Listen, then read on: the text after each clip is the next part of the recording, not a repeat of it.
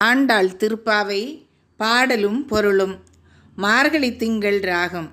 மார்கழி திங்கள் மதி நிறைந்த நன்னாளால் நீராட போதுவீர் போதுமினோ நேரிழையீர் சீர் மல்கும் ஆய்ப்பாடி செல்வ சிறுமீர்கள் கூர்வேல் கொடுந்தொழிலன் நந்தகோபன் குமரன் ஏறார்ந்த கண்ணி யசோதை இளஞ்சிங்கம் கார்மேனி செங்கண் கதிர் மதியம்போல் முகத்தான் நாராயணனே நமக்கே பறை தருவான் பாரோர் புகழ படிந்தேலோர் எம்பாவாய்.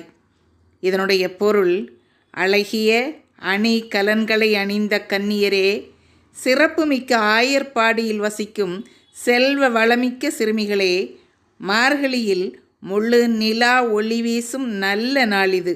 இன்று நாம் நீராடக் கிளம்புவோம்.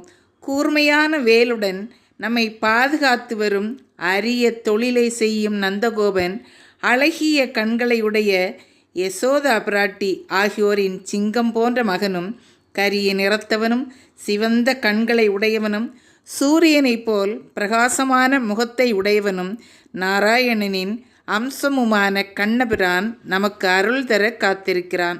அவனை நாம் பாடி புகழ்ந்தால் இந்த உலகமே நம்மை வாழ்த்தும்.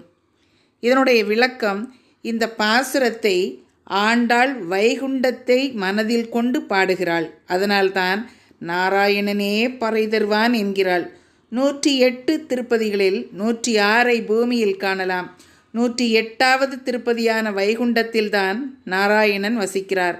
நாம் செய்யும் புண்ணியத்தை பொறுத்தே இந்த திருப்பதியை அடைய முடியும்.